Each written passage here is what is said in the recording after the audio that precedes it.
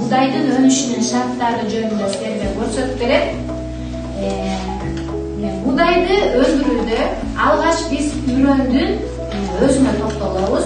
Үрөндөр таза жана бүтүн болуш керек. Себеби бул өнүп чыгышы үчүн. Силер билесиңер, эгерде бугдайдын түйүндүгү же эндас берен азык заты болгон эндас берим жабыркаган болсо же толук эмес болсо же кандайдыр бир мите курттар менен жеп калса, бүтүн болбой калса, анда биздин үрөн же урук өлбөй калат. Эми уруктун өнүшү үчүн негизги төмөндөгүдөй шарттар керек. Алгач жылуулук керек, нымдуулук, анан аба, анан үрөндүн өзүнүн акыбалы, андан кийин бүтүн же толук үрөн экендиги, анан түйүндүк кирүү экен ал керек, анан мына ушул үрөндүн өнүшүнүн негизги шарттары болуп саналат. Эми биз үрөндү өндүрүүдө алгач биз үрөндү таза жууйбуз.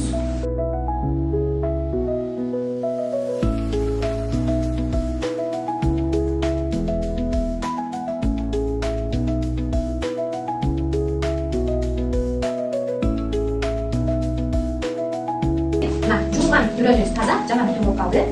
Эми биз бул үрөндү салабыз. Салайдан мурда ушул идиштин түйүнө мен мындай ак материалдан салып койдум. Себеби мынды жакшы сактап турсун үчүн. Ушул үрөндүн өнүшүн үйдө апаңарга, апаңар же чоң апаңар үйдө сүмөлөк жасаганда ушуну жасаганын силер көргөн болушуңар керек. А биз үрөндүн өнүшү үчүн көрүп жатабыз.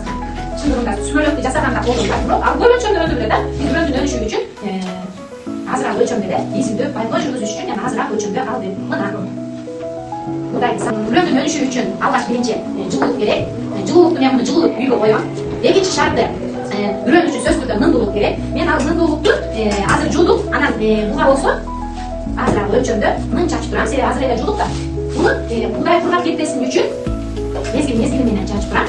Демек экинчи шарт нымдуулуктан камсыз болду. А үчүнчүсү аба керек болчу. Мен муну аба кирбеген оозун жаап койсом, киргизбей анда үрөндөр өнбөйт. Ошондуктан биз мунун үстүн жаап, андан кийин аба менен камсыз кылып турабыз.